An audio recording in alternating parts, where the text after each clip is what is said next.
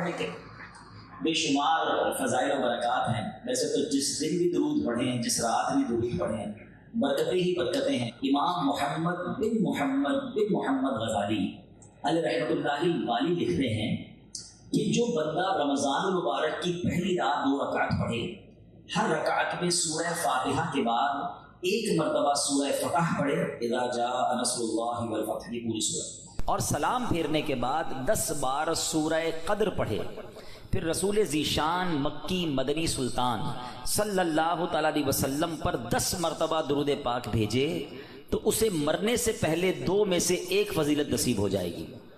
اور یہ جو 2 انعام ہیں نا، جن دونوں میں سے کوئی ایک ملے گی، یہ دونوں ہی بڑے کمال کے ہیں. فرمایا یا تو اس بندے کو خواب میں اللہ تعالیٰ کا دیدار نصیب ہو جائے گا، ہائے ہائے، اور فرمایا دوسری کیا ہے، یا پھر دوسری فضیلت اس کو یہ ملے گی کہ وہ شب قدر کو حاصل کر لے گا. تو دونوں ہی سمجھ لے کمال کی فضیلتیں ہیں.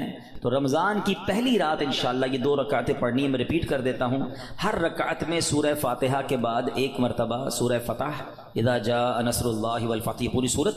اور جب پوری کر لے 2 رکعت تو 10 بار سورہ قدر، انا انزلناہ فی لیلۃ القدر، یہ پوری صورت. اور اس کے بعد 10 مرتبہ درود پاک پڑھنے ہیں. سبحان اللہ، ماہ رمضان تو کیا آتا ہے، بیڑا پار ہو جاتا ہے، گناہ گاروں کی بن آتی ہے. اللہ اس رمضان کی برکتیں ہم سب کو نصیب فرمائے. تو درود پاک کی کیا بات ہے، نیت کر لیں انشاءاللہ کثرت کے ساتھ درود پاک پڑھیں گے انشاءاللہ. نام حضرت پہ لاکھ بار درود، بے عدد اور بے شمار درود ہم کو پڑھنا خدا نصیب کرے. دم بدم اور بار بار درود، کون جانے درود کی قیمت، کون جانے درود کی قیمت ہے عجب در شاہوار درود. جو محب نبی ہے اے کافی، جو محب نبی ہے اے کافی، چاہیے اس کو بار بار درود. صلو علی الحبیب صلی اللہ تعالی علی محمد صلی اللہ علیہ وسلم. سبحان اللہ سبحان اللہ. میرے پیارے اسلامی بھائیوں، ایک مرتبہ پھر ماہ غفران، نزول قرآن، رب کے مہمان ماہ رمضان کی آمد ہے. کچھ ہی دن کے بعد یہ اعلان ہوگا، مبارک ہو، ماہ رمضان المبارک کا چاند نظر آ گیا ہے. یہ اعلان سنتے ہی انشاءاللہ عاشقان رمضان کے دل خوشی سے جھوم اٹھیں گے، چہروں پر تازگی آ جائے گی، مسجدوں کی رونق بڑھ جائے گی. تراویح کا سلسلہ، فرض نمازیں، کوئی نوافل کی کثرت کر رہا ہوگا، کوئی تلاوت قرآن کا فیض اٹھا رہا ہوگا، سحر و افطار کی رونقیں ہوں گی. سبحان اللہ. کیا آپ جانتے ہیں رمضان مبارک کتنا عظیم مہینہ ہے؟ جی ہاں، وہ مہینہ تشریف لا رہا ہے جسے حدیث پاک میں سید الشہور یعنی تمام مہینوں کا سردار کہا گیا. وہ مبارک مہینہ آ رہا ہے کہ اس کی پہلی رات سے آسمانوں کے دروازے کھول دیے جائیں گے، پھر آخری رات تک، لاسٹ نائٹ تک وہ دروازے بند نہیں ہوں گے. جو اس مہینے میں ایک سجدہ کرے اس کے لیے 1500 نیکیاں لکھی جاتی ہیں، اور جنت میں سرخ یاقوت کا گھر بنایا جاتا ہے. اللہ اکبر. سمجھ آ رہی ہے بات؟ ایک سجدے پر 1500 نیکیاں، اور ایک ہی سجدے پر سرخ یاقوت کا جنت میں گھر. اب سوچیں جو نفل پڑھتے ہیں، جو پوری تراویح پڑھتے ہیں، ہر سجدے پر کیا کچھ حاصل کر رہے ہیں. انہیں سوچنا چاہیے جو تراویح میں سستی کر جاتے ہیں، نوافل میں سستی کرتے ہیں. دل پر چوٹ کرنے کے لیے ایک جملہ کہہ دیتا ہوں، باقی پھر آگے چلتے ہیں. کہ اگر یہ کہہ دیا جائے کہ ماہ رمضان میں جو جتنے سجدے کرے گا اسے اتنے 1000 روپے ملیں گے، پھر بتائیں کتنے سجدے کریں گے؟ اچھا جناب، جو ماہ رمضان میں پوری تراویح پڑھے گا اسے جناب کورنگی کی ایک بڑی سوسائٹی میں ایک پلاٹ دیا جائے گا. 20 رکعت پوری پڑھے، بندہ کہ 20 کے بعد کہیں گے کچھ اور بھی پڑھ لیتا ہوں، ایک پورا پلاٹ مل جائے گا. ہر سجدے پر، کراچی میں نہیں، پاکستان کے پوش ایریا میں نہیں، جنت میں سرخ یاقوت کا گھر دیا جا رہا ہے. تو کتنے سجدے کرنے چاہیے رمضان میں؟ وارے نیارے ہو گئے نا، اتنا آسان. سبحان اللہ. اور سنو، وہ مہینہ آ رہا ہے کہ جو ماہ رمضان کا پہلا روزہ رکھتا ہے اس کے پچھلے گناہ معاف کر دیے جاتے ہیں. صبح سے شام تک 70,000 فرشتے اس کے لیے دعائیں مغفرت کرتے ہیں. آج دنیا میں پتہ ہے ہم کسی بڑے بزرگ شخصیت کو ڈھونڈ رہے ہوتے ہیں، کسی عالم دین سے پیار ہوتا ہے، کسی پیر صاحب سے محبت ہوتی ہے، بندہ کہتا ہے جا کے یار ان سے دعا کروا لوں، میرا کام ہو جائے گا.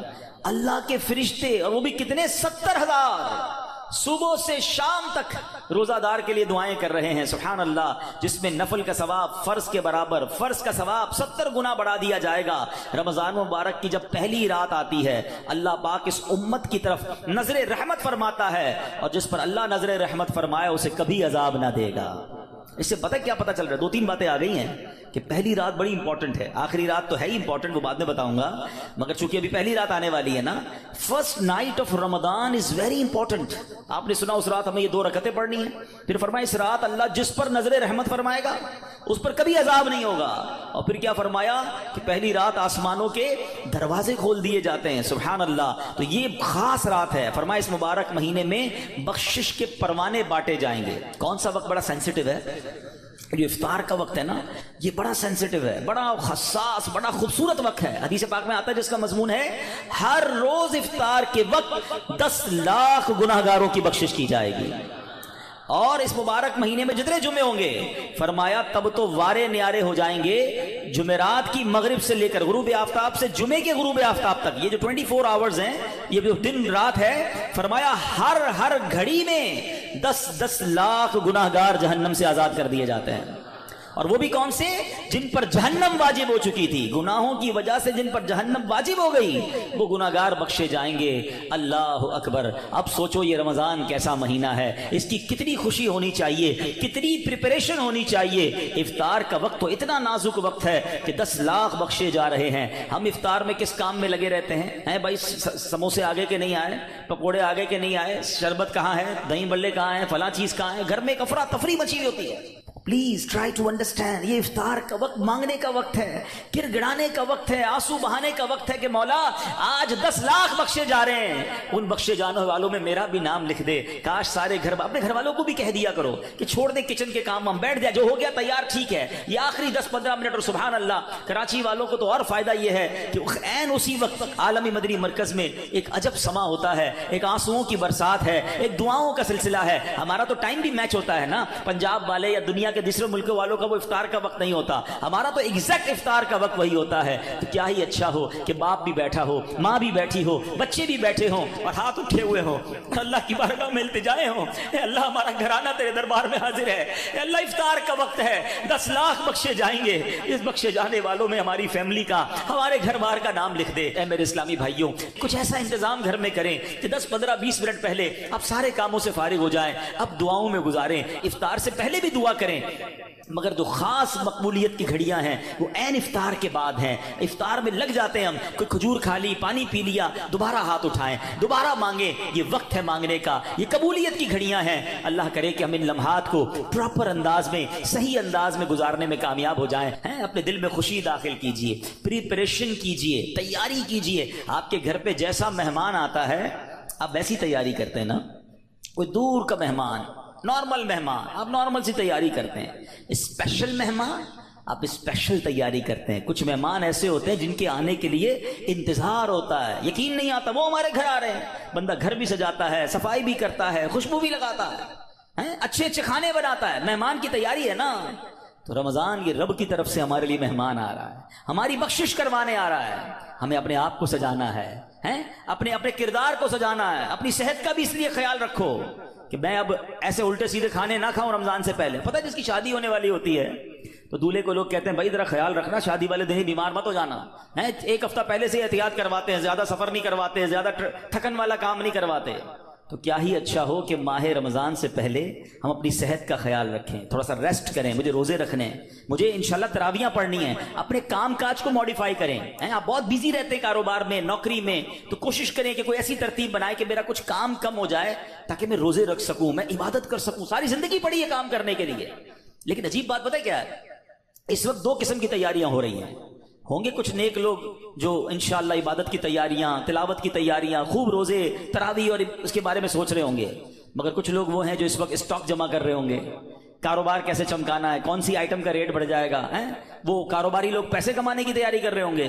کچھ گھر والے وہ ہوں گے جو یہ سوچ رہے ہوں گے بھائی رمضان میں پکانا کیا ہے، کھانا کیا ہے، کون سی آئٹم لینی ہے۔ رمضان کھانے پینے کے لیے نہیں آتا۔ اچھا ویسے بڑی عجیب بات ہے، ذرا سوچیں آپ کہ ماہ رمضان میں ہم روزے رکھتے ہیں، لاجیکلی تو سمجھ یہ آتا ہے کہ ہمارا وزن تھوڑا کم ہو جانا چاہیے، ہم تھوڑے سمارٹ ہو جائیں، مگر کئی لوگ وہ ہیں جن کا رمضان میں وزن بڑھ جاتا ہے۔ کیوں بھائی؟ اس لیے کہ سحری میں زیادہ کھاتے ہیں، پورا دن روزہ رکھنا ہے. رات زیادہ اس لیے کھاتے ہیں کہ پورا دن روزہ رکھا تھا، پھر 2 بار اور کھاتے ہیں کہ کل پھر روزہ رکھنا ہے. تو عام دنوں میں 2 بار کھاتے ہیں، رمضان میں 4-5 بار کھاتے ہیں. اور وہ کھاتے ہیں جو نہیں کھانا چاہیے. پورا سال جو چیز نہیں کھاتے وہ رمضان میں کھاتے ہیں، پھر موٹے ہو جاتے ہیں، طبیعت خراب ہو جاتی ہے، گلے خراب ہو جاتے ہیں. نہیں، ماہ رمضان تو کم کھانے کا مہینہ ہے، فریش ہونے کا مہینہ ہے.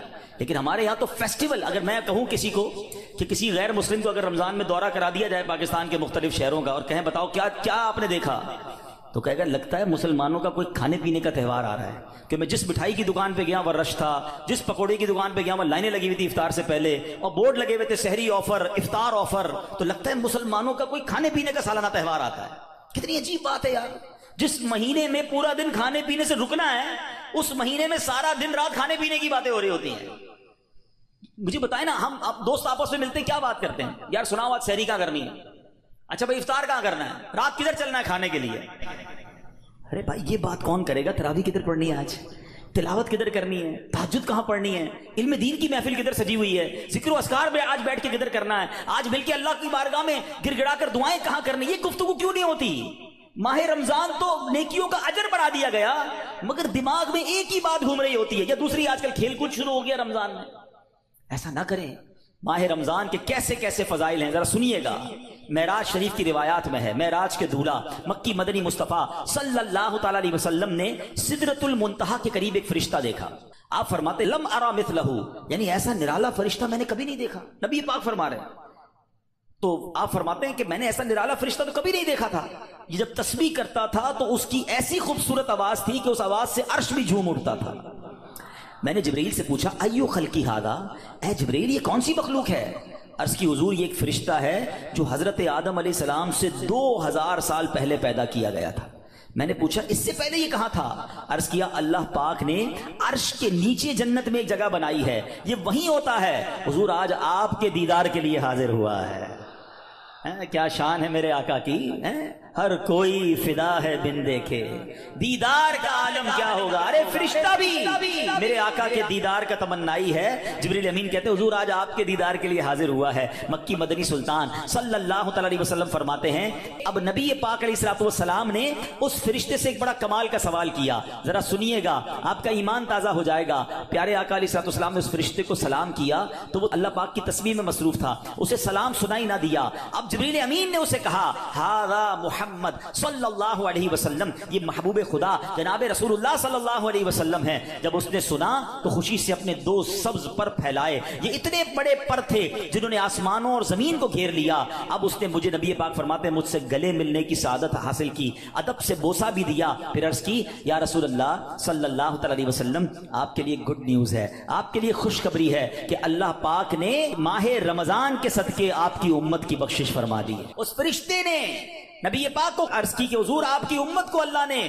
ماہ رمضان کے صدقے بخش دیا ہے. سبحان اللہ. نبی ہاشمی صلی اللہ علیہ وسلم مزید فرماتے ہیں اس فرشتے کے سامنے 2 صندوق رکھے ہوئے تھے جن پر ہزاروں تالے لگائے ہوئے تھے. میں نے پوچھا ان صندوقوں میں کیا ہے؟ اس فرشتے نے عرض کی ان صندوقوں میں آپ کی امت کے روزہ داروں کے لیے جہنم سے آزادی کے پروانے ہیں.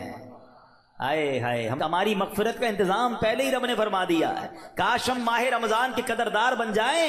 اے گناہ گاروں تمہاری سمجھ لو بات بن آئی ہے. عاصیوں کی مغفرت کا لے کر آیا ہے پیام. جھوم جاؤ مجرموں رمضان ماہ غفران ہے. بھائیوں بہنوں کرو سب نیکیوں پر نیکیاں، پڑ گئے دوزخ پہ تالے قید میں شیطان ہے. اللہ اکبر. تو اے میرے پیارے اسلامی بھائیوں یہ اس قدر مبارک مہینہ ہے کہ اللہ کریم اس مہینے میں رحمتوں اور برکتوں کے دروازے کھول دیتا ہے. اس مہینے میں مغفرتوں کے انتظام ہو گئے ہیں. اللہ کرے کہ ہم ماہ رمضان کی قدر کرنے والے بن جائیں. رب عز و جل قرآن مجید میں اس ماہ مبارک کے بارے میں فرماتا ہے. ماہ رمضان کی آپ اہمیت کا اندازہ اس بات سے بھی لگائیں کہ پورے قرآن میں صرف ایک ہی مہینے کا ذکر ہے، اور وہ مہینہ کون سا ہے؟ وہ مہینہ ماہ رمضان ہے. اللہ قرآن میں فرماتا ہے بسم اللہ الرحمن الرحیم شہر رمضان الذی انزل فیہ القرآن ھدی للناس وبینات من الھدی والفرقان فمن شہد منکم الشہر فلیصم۔ ترجمہ کنز العرفان، رمضان کا مہینہ ہے جس میں قرآن نازل کیا گیا، جو لوگوں کے لیے ہدایت اور رہنمائی ہے اور فیصلے کی روشن باتوں پر مشتمل ہے، تو تم میں جو کوئی یہ مہینہ پائے تو ضرور اس کے روزے رکھے۔ سبحان اللہ، اے میرے پیارے اسلامی بھائیوں، رمضان کا مہینہ کیا خوبصورت فرمایا کہ جو اس مہینے کو پائے وہ روزے رکھے۔ پیارے اسلامی بھائیوں، رمضان المبارک کی شان کیسی ہے، جس کو بھی رمضان ملتا ہے نا اس کو گویا لاٹری لگتی ہے۔ میں آپ کو واقعہ سناتا ہوں، بہت امیزنگ واقعہ ہے۔ پیارے آقا علیہ السلام کی بارگاہ میں بڑے صحابی ہیں، بلند مرتبہ صحابی ہیں، حضرت طلحہ بن عبید اللہ رضی اللہ تعالیٰ عنہ فرماتے ہیں کہ ایک مرتبہ دو شخص نبی پاک کی بارگاہ میں ایک ساتھ آئے، دونوں نے کلمہ پڑھا، صحابی ہونے کا درجہ حاصل کر لیا، بڑے نیک اور پرہیزگار تھے، اور ان میں سے ایک عبادت اور ریاضت میں بہت زیادہ محنت کرتے تھے۔ جو زیادہ عبادت گزار تھے یہ ایک مرتبہ ایک غزوے میں شریک ہوئے اور شہید ہو گئے، جہاد میں گئے اور شہید ہو گئے، اور ایک سال بعد دوسرے جو صحابی تھے ان کا بھی انتقال ہو گیا۔ ٹھیک ہے، حضرت طلحہ فرماتے ہیں ان دونوں کے دنیا سے جانے کے بعد ایک رات میں نے خواب میں دیکھتا ہوں کہ میں جنت کے دروازے پر کھڑا ہوں، یہ دونوں صحابی رسول اللہ موجود ہیں۔ اتنے میں جنت کے اندر سے کوئی باہر آیا، وہ صحابی جن کا انتقال ایک سال بعد ہوا تھا انہیں لے کر جنت میں چلا گیا۔ تھوڑی دیر کے بعد دوبارہ وہ فرشتہ آیا اور جو صحابی ایک سال پہلے شہید ہوئے تھے ان کو بعد میں جنت میں لے کر گیا۔ اب بات سمجھ آ رہی ہے، جو شہید ہوئے زیادہ عبادت کرتے تھے وہ بعد میں جنت میں گئے، اور جو ایک سال بعد جن کا انتقال ہوا جو اتنی عبادت نہیں کرتے تھے مگر وہ جنت میں پہلے چلے گئے۔ اچھا کمال دیکھو صحابہ کرام علیہ رضوان کا، کہ جو بھی خواب دیکھتے تھے، جو بھی ذہنوں میں سوال ہوتا تھا، ڈائریکٹلی نبی پاک علیہ السلام کی بارگاہ میں آ جاتے۔ ان کے پاس کیسی نعمت موجود تھی کہ اس کا مسئلے کا حل تو نبی پاک نے کرنا ہے۔ کہا حضور یہ کیا ماجرا ہے، شہید وہ ہوئے، عبادت بھی زیادہ کرتے تھے، جنت میں وہ بعد میں جا رہے ہیں، جن کا انتقال بعد میں ہوا حضور وہ پہلے جا رہے ہیں جنت میں۔ اللہ اکبر۔ تو نبی پاک علیہ السلام نے کیا خوبصورت جواب دیا، فرمایا یہ دوسرے صحابی ایک سال زیادہ زندہ نہیں رہے؟ کہا جی حضور یہ تو ایک سال زیادہ زندہ رہے۔ تو فرمایا کیا ایک سال زیادہ زندہ رہنے والے نے ایک سال پہلے شہید ہونے والے سے زیادہ روزے نہیں رکھے ایک سال؟ فرمایا ہاں روزے تو رکھے۔ تو نبی پاک نے پوچھا کیا اس ایک سال بعد والے نے سجدے زیادہ نہیں کیے؟ عرض کیا جی حضور سجدے بھی زیادہ کیے۔ تو نبی پاک نے فرمایا بس اسی وجہ سے ان دونوں کے درمیان زمین و آسمان کا فرق ہے۔ بات سمجھ آ رہی ہے؟ مومن اور نیک آدمی کی لمبی عمر یہ اس کے لیے بہت بڑی سمجھ لو فائدہ ہے کہ وہ جتنا جیتا ہے اتنے سجدے زیادہ کرتا ہے، اتنے رمضان اسے ملتے ہیں۔ یاد رکھیے گا، بندہ نیک ہو اور عمر طویل ہو تو اس کے وارے نہیں آ رہے ہیں، لیکن اگر بندہ گناہ گار ہے اس کی عمر بڑی ہو جائے تو وہ تو مارا گیا نا، اس کی تو روز نماز قضا ہو رہی ہے، اس کے رمضان کے روزے بھی قضا ہو رہے ہیں، وہ روز جھوٹ بول رہا ہے، وہ روز حرام کما رہا ہے، تو اس کا تو گناہوں کا میٹر جاری ہے نا۔ یہ لوگ بڑی عمر کی جو دعا کرتے ہیں نا، بڑی اچھی نعمت ہے یہ، لیکن اللہ سے ہمیشہ یہ دعا کریں کہ مولا نیکیوں والی طویل عمر عطا فرما، عافیت والی طویل عمر عطا فرما۔ تو پتہ چلا کہ پھر رمضان آ رہا ہے میری بخشش کروانے، پھر رمضان آ رہا ہے میرے نامہ اعمال میں، تو پتہ چلا کہ ماہ رمضان یہ ہمارے لیے بہت بڑا احسان ہے۔ اللہ خیر سے رمضان عطا کر دے، اس کو ضائع نہ ہونے دینا، اس کو خوب نیکیوں میں گزارنا۔ پچھلے گناہوں کی معافی کا ایک اور چانس دیا جا رہا ہے، مغفرت کا گویا ایک اور موقع آنے والا ہے۔ اللہ کرے کہ ہم اس کی قدر کرنے میں کامیاب ہو جائیں۔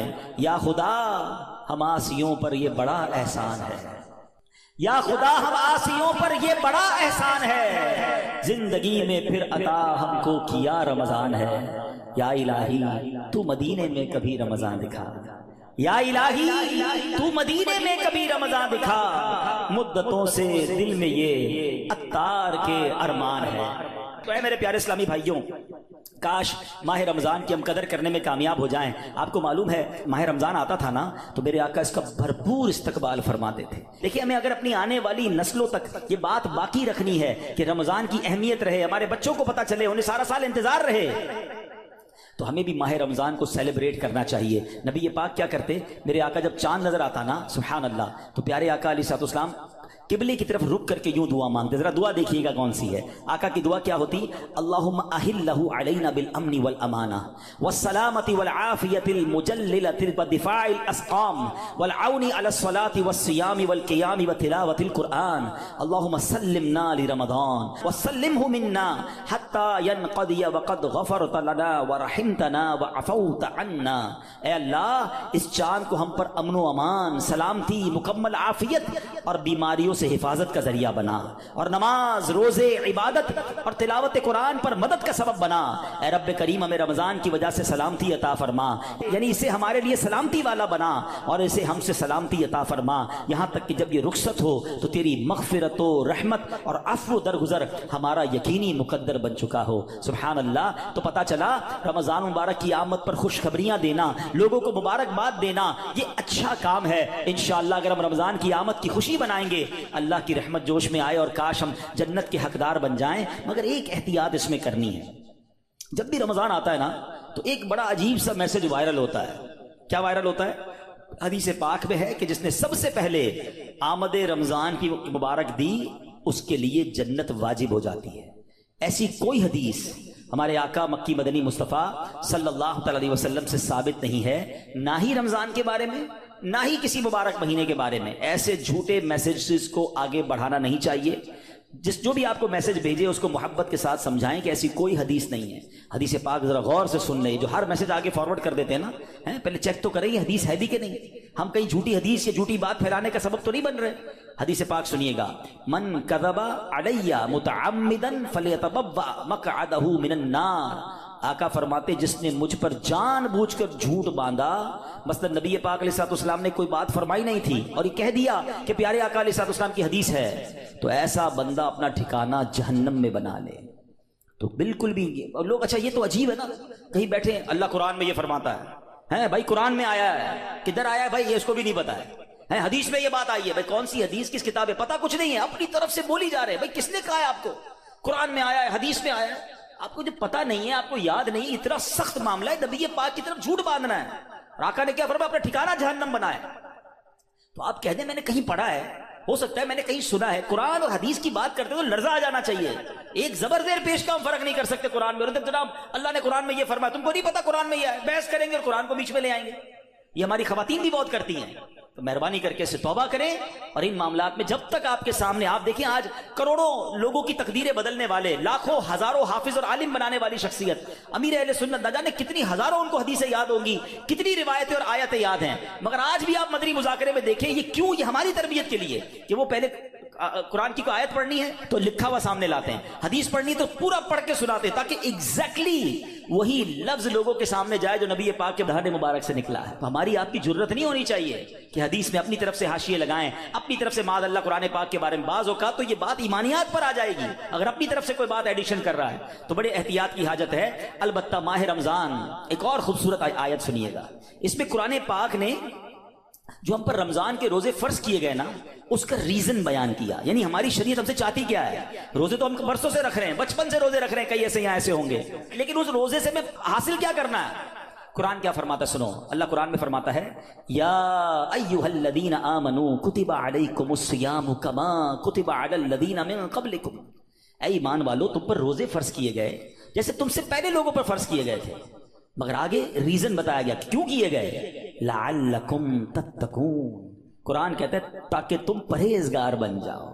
آج سمجھ لیں، میں اس موضوع کو تھوڑا اور مزید ڈیفائن کروں گا کہ روزے فرض ہونے کی وجہ قرآن نے کیا بیان کی، لعلکم تتقون، تاکہ تم پرہیزگاری اختیار کرو، تم پرہیزگار بن جاؤ۔ اس آیت کریمہ میں جو روزے کی اعلیٰ ترین حکمت اور بہت بڑا فائدہ بیان کیا گیا، ایکچولی اس میں چھپا ہوا ہے لعلکم تتقون، تاکہ تم پرہیزگار بن جاؤ۔ اے میرے پیارے اسلامی بھائیوں، پتہ چلا کہ مبارک مہینہ ہے جس میں ہمیں تقوی حاصل کرنا ہے۔ آپ نے علماء کرام کا بیان سنا ہوگا، وہ بعض علماء کہتے ہیں الحمدللہ رب العالمین والعاقبۃ للمتقین، اس کا معنی پتہ ہے؟ ہائے یقین کریں کبھی کبھی خطبہ ہی ہلا دیتا ہے، یہ جملہ اگر سمجھ آ جائے نا کہ تمام تعریفیں اس رب کے لیے ہیں جو عالمین کا رب ہے، والعاقبۃ للمتقین، جو آخرت ہے نا، جو بعد والی زندگی ہے وہ ہے ہی متقین کے لیے، تو ہم کدھر جائیں گے اگر ہم متقیوں میں نہیں ہیں؟ تو پھر ہمارا کیا بنے گا؟ اب ذرا غور کیجئے، تقوی یہ بڑی کمال کی نعمت ہے، آسان نہیں ہے، مگر سبحان اللہ رمضان کا روزہ جو ہے وہ ہمیں متقی بنانے آیا ہے۔ قرآن کہتا بھی یہی ہے لعلکم تتقون، تاکہ تم پرہیزگار بن جاؤ، متقی بن جاؤ۔ سبحان اللہ، تقوی کتنی بڑی دولت ہے۔ حضرت ابو سعید خدری رضی اللہ تعالیٰ عنہ سے روایت ہے، رسول اکرم نور مجسم شفیع معظم صلی اللہ علیہ وسلم نے ایک صحابی کو نصیحت کرتے ہوئے فرمایا علیک بتقوی اللہ فانہ جماع کل خیر، تم پر تقوی لازم ہے، کہ بے شک تقویٰ تمام بھلائیوں کا مجموعہ ہے، تمام بھلائیوں کا کمبینیشن کیا ہے؟ وہ تقویٰ ہے۔ حجت الاسلام امام محمد غزالی فرماتے ہیں اے عزیز تجھے جاننا چاہیے کہ تقویٰ ایک نایاب خزانہ ہے، اگر تم اس خزانے کو حاصل کرنے میں کامیاب ہو گئے تو تم بہت بڑی کامیابی حاصل کر لو گے۔ یوں سمجھو کہ دنیا اور آخرت کی تمام بھلائیاں تقویٰ میں جمع کر دی گئی ہیں۔ اور وہ تقویٰ کیسے ملے گا؟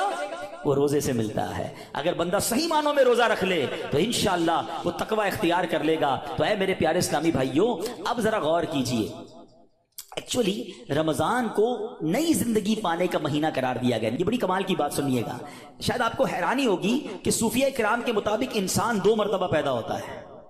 ہر انسان، صوفیہ کرام کہتے ہیں 2 مرتبہ پیدا ہوتا ہے۔ پہلی ولادت تو وہ مشہور ہے جب ہم دنیا میں آئے، کوئی 30 سال پہلے آیا، کوئی 40 سال، ڈیٹ آف برتھ ڈے بناتے نا، وہ تو پہلی ولادت ہے۔ فرمایا دوسری ولادت وہ ہوتی ہے کہ جب بندہ دل کی پاکیزگی حاصل کر لیتا ہے، جب بندہ باطنی بیماریوں سے، حرص، لالچ، ہوس، دنیا کی محبت، تکبر، خود پسندی سے اپنے آپ کو پاک کر لیتا ہے، یہ اس کی دوسری ولادت ہوتی ہے۔ یعنی زندگی میں ایک موقع ملتا ہے بدلنے کا، ٹرن اراؤنڈ ہونے کا، اپنے آپ کو سدھارنے کا، سچی توبہ کرنے کا۔ ایک بار پھر رمضان آ رہا ہے، آؤ دوبارہ جی لیتے ہیں، آؤ دوبارہ بدل جاتے ہیں، آؤ اپنے رب سے دوستی کر لیتے ہیں۔ جو زندگی گزری ہمیں سب کو معلوم ہے کیسی گزری، کیوں نہ یہ رمضان اپنے آپ کو بدلنے کا مہینہ بنا دیں۔ اللہ نے پھر موقع دے دیا ہے۔ اے میرے پیارے اسلامی بھائیو، اس بات کو اس طرح سمجھیے، ایک بزرگ بڑی عمر کے تھے، ان کی عمر 60 یا 70 سال تھی، بال بھی سفید تھے۔ کسی نے کہا حضور آپ کی عمر کتنی ہے؟ کہتے 4 سال۔ حضور کیوں مذاق کر رہے ہیں، اتنی بڑی عمر ہے، آپ کے تو اپنے پوتے پوتیاں ہوں گی، آپ کہہ رہے ہیں 4 سال عمر ہے۔ کہتے ہیں بات یہ ہے کہ عمر تو بہت زیادہ ہے، بس توبہ کیے ہوئے 4 سال ہی ہوئے ہیں، اللہ سے دوستی کیے ہوئے 4 ہی سال ہوئے ہیں، باقی زندگی تو کھیلوں میں، گناہوں میں گزار دی ہے۔ اب آپ سنبھالیں تو کام اپنے سنور جائے، ہم نے تو کمائی سب کھیلوں میں گوائی ہے، پتہ نہیں ہم کب بدلیں گے، کب وہ زندگی پھر حاصل کریں گے، ورنہ زندگی کیسے گزر رہی ہے ہم میں سے بہت سارے اچھی طرح جانتے ہیں کہ صبح ہوتی ہے، شام ہوتی ہے، زندگی یوں ہی تمام ہوتی ہے۔ کبھی کبھی تو ڈر لگتا ہے یار کہ زندگی بڑھ رہی ہے، ہمارے گناہ بڑھ رہے ہیں، نیکیاں بڑھ رہی ہیں، کبھی سوچے تو صحیح، کوئی بیلنس شیٹ تو بناؤ کہ ہر گزرنے والا دن ہم اپنی موت کے قریب ہو رہے ہیں۔ یہ جو برتھ ڈے پر خوشی بناتے ہیں ان کو سوچنا چاہیے، میں نہیں کہتا ناجائز ہے، لیکن جس کی 20 سال کا ہو گیا، 25 سال، 30 سال، آپ سمجھ رہے ہیں آپ آگے بڑھ رہے ہیں، آپ موت کے قریب ہو رہے ہیں، ایک زندگی کا سال کم ہو رہا ہے، ہر گزرنے والا دن ہم قبر کے قریب ہو رہے ہیں۔ عقل کیا کہتی ہے کہ جو قبر کے جتنا قریب ہوتا جائے اسے نیکیاں اور بڑھانی چاہیے، مگر ہمارا تو ماجرا ہی الگ ہے۔ اعلیٰ حضرت کہتے ہیں نا، نفس یہ کیا ظلم ہے جب دیکھو تازہ جرم ہے، نفس یہ کیا ظلم ہے جب دیکھو تازہ جرم ہے، نہ تمہاں کے سر پہ اتنا بوجھ بھاری، واہ واہ، روز جرم، روز گناہ، روز خطائیں، ہمارا بنے گا کیا؟ تو کتنی کمال کی بات بزرگ نے کہی کہ میری عمر تو 4 سال ہے، کیونکہ اس سے پہلے والی زندگی تو میں شمار ہی نہیں کرتا ہوں، توبہ کی ہے، نمازیں شروع کر دی ہیں، اللہ کو راضی کرنے والے کام شروع کیے، یہی میری اصل زندگی ہے۔ تو اے میرے پیارے اسلامی بھائیوں، کاش ہمیں یہ بات سمجھ آ جائے اور ہم توبہ کرنے والے بن جائیں۔ اللہ پاک کے نبی حضرت عیسیٰ علیہ نبینا علیہ الصلوۃ والسلام کا فرمان ہے، لن یلج ملکوت السماوات من لم یولد مرتین، یعنی جو بندہ 2 مرتبہ پیدا نہیں ہوتا وہ آسمانی بادشاہت میں داخل نہیں ہو سکتا۔ یہ بزرگوں کے اقوال ملتے ہیں کہ دوسری زندگی کب ملی تمہیں؟ توبہ کے بعد والی زندگی، اللہ سے دوستی والی زندگی۔ اے شراب پینے والو، اے نماز قضا کرنے والو، اے حرام کام کرنے والو، اے چھپ چھپ کر گناہ کرنے والو، اے چوری کرنے والو، اے ڈاکہ ڈالنے والو، اے ماں باپ کو ستانے والو، کب تک گناہ کرو گے؟ آؤ وہ مہینہ آ رہا ہے جس مہینے میں ہمیں رب سے دوستی کرنی ہے، جس مہینے میں ہمارے دشمن، ارے ہمیں بہکاتا کون ہے؟ ابلیس نا، شیطان۔ اسی شیطان کو تو رمضان میں بند کر دیا جاتا ہے۔ کتنا ہمارے لیے کام آسان ہو گیا، بہکانے والا ہی بند ہے۔ اب تو توبہ کر لو، اب تو رب سے دوستی کر لو، اب تو اپنی لائف کو ریوائیو کر کے نشاط ثانیہ ایک نئی زندگی حاصل کر لو کہ چلو اس رمضان سے پہلے والی زندگی دوسری، اور اب زندگی الگ ہے، اب اللہ کی رضا والی زندگی، اب سجدوں والی، اب نماز والی، اب حلال والی زندگی ہوگی۔ آپ نے 2 صحابی کے واقعات سنے، 1 سال زندہ رہے زیادہ، وہ شہید سے آگے بڑھ گئے کیونکہ وہ 1 سال انہوں نے سجدوں میں، نمازوں میں، روزوں میں گزارا۔ ہمارا ہر سال ہمارے نہ جانے کتنے گناہوں میں اضافہ کرتا ہوگا، ہمیں یہ غور کرنا چاہیے۔ کاش اب زندگی کو بدلنے میں کامیاب ہو جائیں۔ حدیث پاک میں فرمایا ان لکل شیء بابا وان باب العبادۃ الصیام، بے شک ہر چیز کا دروازہ ہوتا ہے اور روزہ عبادت کا دروازہ ہے۔ تو ہے میرے پیارے اسلامی بھائیوں، کاش ہم روزے کی اہمیت کو سمجھیں۔ ہمارا ایک اور بڑا پرابلم ہے، ہم نے روزے کا نام بس بھوکا پیاسا رہنے کو سمجھ لیا ہے۔ لوگ جناب ہمارے یہاں تو ایسے بھی لوگ پائے جاتے ہیں، بات آپ کو عجیب لگے گی۔ میں بہت چھوٹا تھا، ہمارے علاقے میں جب لوگ ساری رات جاگتے ہیں تو ایک صاحب کے بارے میں کسی نے عذرائے مذاق کہا کہ یہ صاحب بھونپو تو بھونپو روزہ رکھتے ہیں۔ میں نے کہا یہ کون سا روزہ ہوتا ہے؟ ہم جب چھوٹے تھے اب تو پتہ نہیں وہ سائرن بجتے ہیں، بھونپو کہتے تھے اس کو، سحری کا سائرن تو افطار کا سائرن۔ میں نے کہا یہ کون سا روزہ ہے؟ تو ساری رات جاگتے ہیں، سحری کر کے سو جاتے ہیں اور اب افطار میں جا کے اٹھتے ہیں۔ تو نہ ظہر پڑی نہ عصر پڑی، مغرب کا بھی پتہ نہیں ہے، یہ کون سا روزہ ہے؟ صرف کیا بھوکا پیاسا ہی رہنا ہے؟ فلمیں ڈرامے دیکھ رہے ہیں لوگ، موبائل پہ گیمز چل رہی ہیں، میوزک چل رہا ہے، ہم کیوں رمضان کی نہیں سمجھ رہے؟ روزہ کس چیز کا نام ہے؟ دیکھو یہ کیسے بندے کو پلٹا دیتا ہے اگر صدق کے دل کے ساتھ روزہ رکھا جائے۔ حضرت شیخ ابوبکر شبلی کا واقعہ سنیے گا، کہتے ہیں اپنی زندگی کا ایک حیرت انگیز واقعہ بیان کیا آپ نے۔ ایک مرتبہ ایک قافلے کے ساتھ میں ملک شام جا رہا تھا، تو کہتے ہیں کہ راستے میں اچانک ڈاکوؤں کی جماعت نے ہمارے قافلے پر اٹیک کیا اور قافلے والوں کا ساز و سامان لوٹ کر اپنے سردار کے سامنے ڈھیر کر دیا۔ جانچ پڑتال کرنے لگے، ایک شخص کے سامان سے بہت ساری شکر اور بادام نکلے۔ ڈاکو تو ڈاکو ہوتے ہیں، انہوں نے جناب کہا چلو مال بھی ملا اور پیسے کھانا بھی ملا، تو سب نے شکر اور بادام کھانا شروع کر دی۔ مگر میں نے دیکھا کہ ڈاکوؤں کا سردار کھا نہیں رہا کچھ۔ تو شیخ ابوبکر شبلی کہتے ہیں بھائی تم کیوں نہیں کھا رہے؟ لوٹ تو لیا ہے، سب کھا رہے، تم خاموش ہو۔ تو کہتا ہے میرا روزہ ہے۔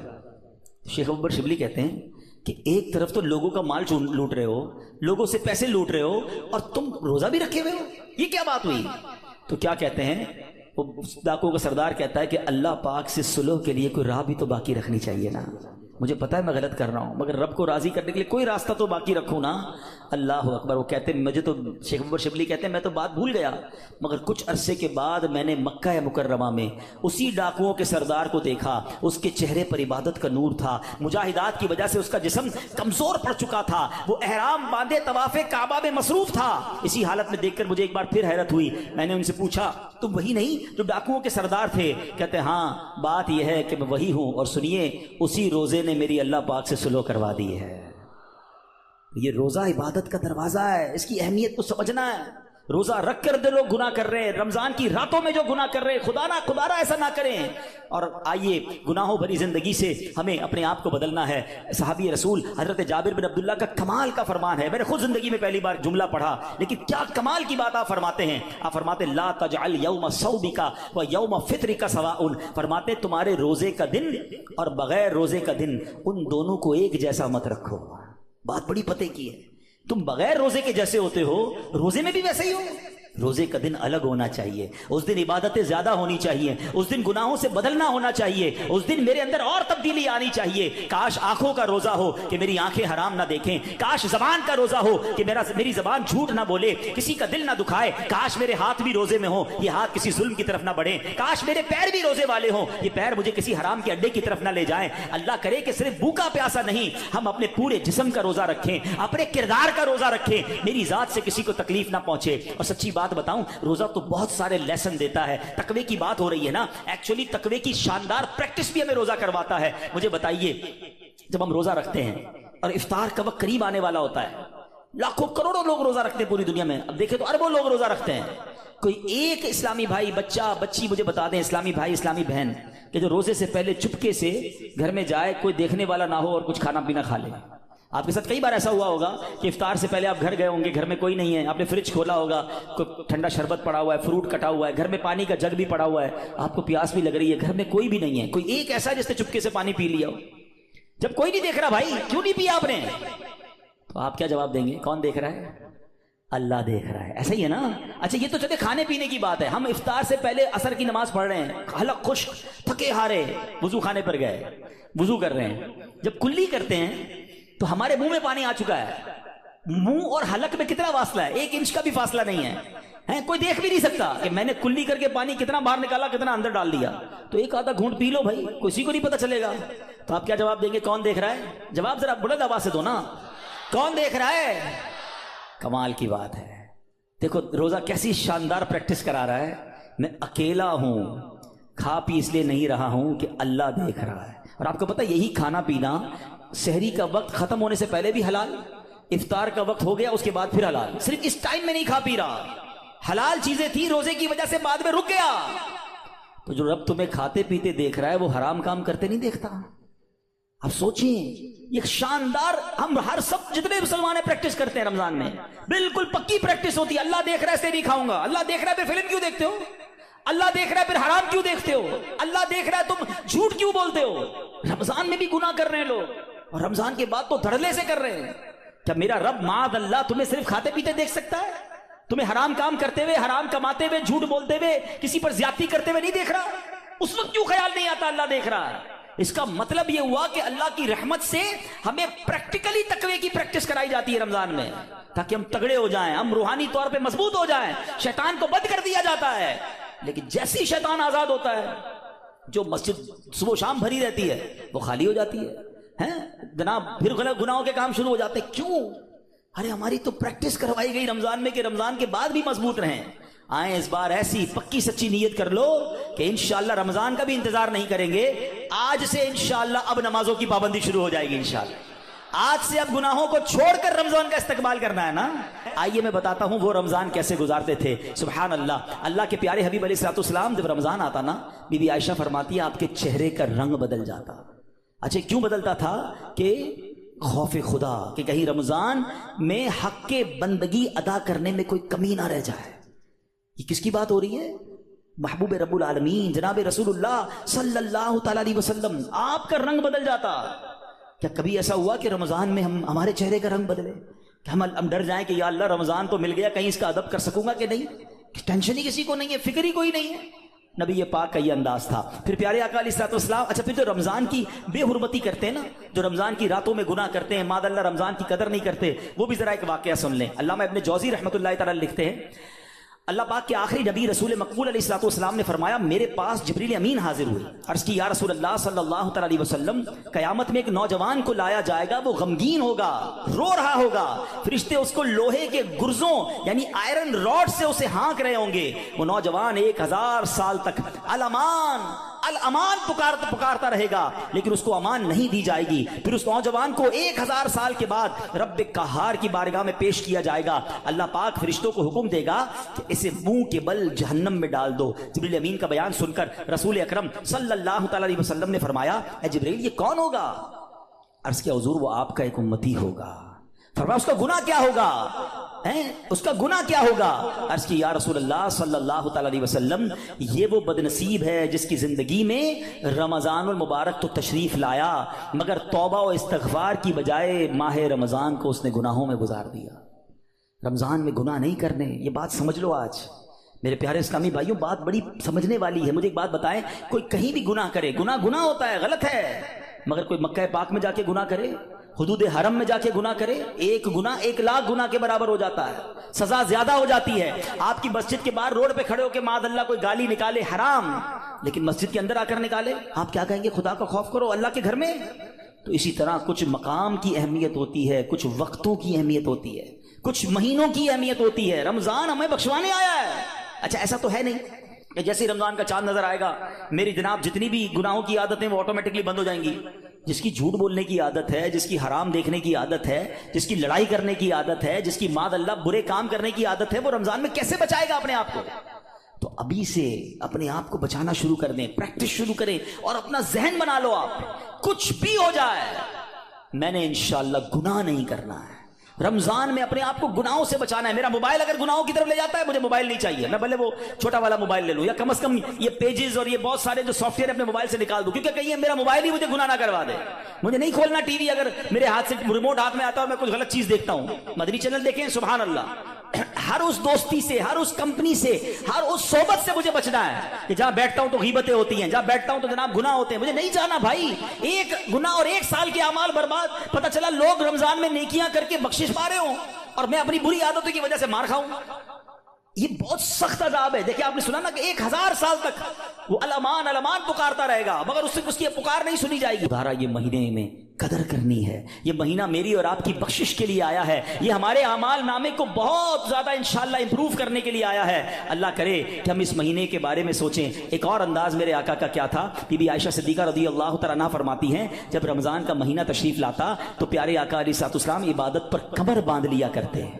نبی پاک عبادت تو ویسے بھی بڑی فرمایا کرتے تھے مگر رمضان میں اسپیشل میرے آقا علیہ الصلوۃ والسلام اور زیادہ عبادت کرتے, نوافل بڑھا دیتے, ذکر و اذکار بڑھا دیتے, دعائیں بڑھا دیتے.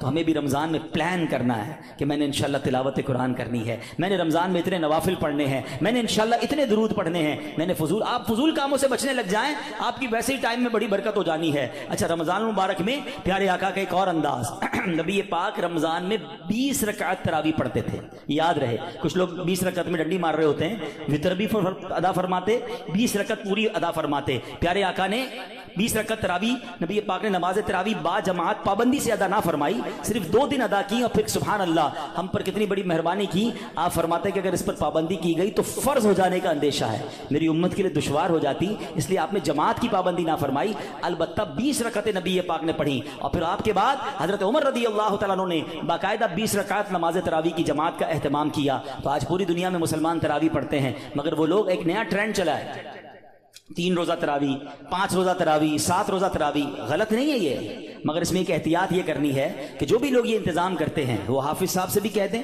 اور حافظ صاحب سے بھی میری گزارش ہے کہ پراپر قرآن پڑھیں. ہم قرآن سننے کے لیے جمع ہوتے ہیں, کوئی ایوارڈ نہیں چاہیے کہ جناب ماشاءاللہ 4 پارے بھی پڑھ رہے ہیں اور 10 بجے فارغ بھی کر رہے ہیں, بڑے اسپیڈ میں پڑھتے ہیں. وہ اسپیڈ میں پڑھ رہے ہیں, قرآن پڑھنے کا ثواب مل بھی رہا ہے کہ نہیں, ٹھیک ہے نا, کچھ سمجھ ہی نہیں آ رہا تلاوت کیا ہو رہی ہے. تو یہ کوئی ریس نہیں لگی ہوئی, اللہ کا کلام ہے, اس کے آداب ہیں, اس کی جناب کوئی طریقہ کار ہے, اس کی پروناؤنسیشنز ہیں. بعض اوقات مخارج کی غلطی اور صحیح طریقے سے نہ پڑھنا ثواب کی بجائے گناہ ہوتا ہے. تو پڑھنے والے بھی احتیاط کریں اور ایسی جگہ ہی جا کر پڑھیں کہ جہاں صحیح معنوں میں صحیح تلفظ کے ساتھ تلاوت ہوتی ہو. لیکن اگر کوئی 3 روزہ 5 روزہ 7 روزہ تراویح پڑھتا ہے ٹھیک ہے, اگر صحیح تلاوت ہوئی اور آپ کی نماز ہو گئی اوکے, عاشقان رسول کے ساتھ آپ نے پڑھی ماشاءاللہ. لیکن اس کا مطلب یہ نہیں کہ آپ نے 3 روزہ ختم قرآن کر لیا, 5 روزہ ختم قرآن کر لیا, پورا مہینہ چھٹی ہو گئی. چاند رات تک, جب تک چاند نظر نہیں آتا اس سے پہلے آپ نے روزانہ تراویح پڑھنی ہے. سنت موقدہ ہے. کچھ لوگ سمجھتے تراویح نہیں پڑھی تو کوئی گناہ نہیں ہے, نہیں, تراویح سنت موقدہ ہے. سیدی اعلیٰ حضرت فرماتے ہیں سنت موقدہ کے ترک کی عادت بنا لینا گناہ ہے. اور میں نے آپ کو پہلے بتایا آج بیان کے شروع میں, ہر سجدے پر 1500 نیکیاں ہیں, تو سستی تو کرنی نہیں ہے. 20 رکعتوں کے بعد تراویح کے وتر کے بعد نفل بھی پڑھنے, اللہ کرے سحری میں اٹھے تو تہجد بھی پڑھیں, ہر سجدے پر نیکیاں ہیں. تو ہمیں تو اور عبادت کرنی ہے, نہ کہ عبادت سے جی چرانے کے, دور بھاگنے کے فارمولے اختیار کریں. نبی پاک کا ایک اور بڑا پیارا انداز, جبریل امین پیارے آقا کے پاس آتے نا تو نبی پاک جبریل امین کے ساتھ قرآن کا دور فرمایا کرتے. ہائے ہائے, ہم میں سے بہت سارے وہ لوگ ہیں جو تلاوت کرتے ہیں, اچھی بات ہے, مگر یہ دور والی سنت بھی عمل ہونی چاہیے. 2 دوست بیٹھ جائیں, میں پہلے آپ کو قرآن سناتا ہوں پھر آپ سنائیں, اللہ کرے زبانی یاد ہو تو زبانی سنائیں, ورنہ پڑھ کے سنا دیں. گھر میں میاں بیوی کر سکتے ہیں, باپ بیٹا کر سکتے ہیں, بھائی بہن, پردے کے جو بھی معاملات فیملی کے ہیں وہ دیکھ کر اگر گھر میں بھی اپنے ساتھ بیٹھ کر دور کریں اور یاد کریں وہ کیسا منظر ہوگا جب جبریل امین اور نبی پاک قرآن کا دور فرمایا کرتے. اور ایک خاص کام نبی پاک کا یہ ہوتا کہ رمضان میں, ویسے تو میرے آقا سے بڑھ کر سخی کون ہے, مگر رمضان میں میرے آقا خوب سخاوت فرماتے, ہر آنے والے کو عطا فرماتے. راوی لکھتے ہیں ایسی سخاوت ہوتی کہ جیسے تیز آندھی چلتی ہے اس سے زیادہ نبی پاک کی سخاوت جو ہے وہ جاری رہتی. تو ہمیں بھی چاہیے کہ ماہ رمضان میں ہم سخاوت کریں, اپنے دسترخوان کو بھی وسیع کریں, اور لوگوں تک بھی جناب جو مسلمان پریشان ہیں ان تک جناب آپ مدد پہنچائیں, یہاں جس سے جتنا بن سکے. ایک بات یاد رکھیے گا, جب بھی بات سخاوت کی آتی ہے نا تو ذہنوں میں یہ بات آتی ہے کہ جناب یہ تو امیروں کا کام ہے. یہ بھول ہے ہماری. سخاوت جو ہے نا وہ ایکچولی دل کی غنا کا نام ہے. کوئی بے شک 1 روپیہ دے اللہ کی راہ میں اخلاص کے ساتھ دے, اپنی حیثیت کے مطابق دے رہا ہے, ہو سکتا ہے اس کا 1 روپیہ کسی کے لاکھ روپے سے بڑھ جائے. تو اللہ کی بارگاہ میں دل دیکھا جاتا ہے. یہ نہ دیکھو میں کتنی کوانٹٹی دے رہا ہوں, مگر آپ یہ سوچ لو کہ اپنی حیثیت کے مطابق میں نے سخاوت کرنی ہے. اور ویسے ہی لوگ بڑے پریشان ہیں, یہ دن ہے سخاوت کرنے کے. کسی کا دسترخوان اچھا کر دیں, کسی کی جناب افطاری سحری اچھی کر دیں, کسی کے بچوں کی عید اچھی کر دیں. ہمارا ایک اور بڑا پرابلم ہے کہ بعض اوقات ہم روڈ پر مانگنے والوں کو تو بہت کچھ دے رہے ہوتے ہیں, لیکن گھروں میں لوگ بڑے پریشان ہیں تو ہمیں سفید پوش لوگوں کو تلاش کر کے، اچھا اب یہ بھی جب کہتا ہوں تو لوگ کہتے ہیں یار سفید پوش کہاں سے ملیں گے؟ بھائی آج کے دور میں جس کی آمدنی 40-50 ہزار سے کم ہے وہ پریشان ہی ہے، وہ ہینڈ ٹو ماؤتھ ہے، اس کا پورا نہیں ہو رہا۔ اللہ نے اگر کسی کو نوازا ہے تو بن مانگے، ایک بڑا عجیب انداز بھی آج ہو گیا ہے، بھائی کوئی ضرورت ہو تو مانگ لینا، کہاں سے مانگے گا؟ جس نے ساری زندگی جمعے کی نماز پڑھ کے خود ہی کچھ نہ کچھ چندہ دیا تھا، اب اس کے پیسے کم ہو گئے ہیں، وہ کیسے مانگے گا؟ کبھی مانگا ہی نہیں اس نے۔ آپ کیوں کسی کو مانگنے پر مجبور کر رہے ہیں کہ مجھ سے مانگ لینا میں دے دوں گا؟ نہیں،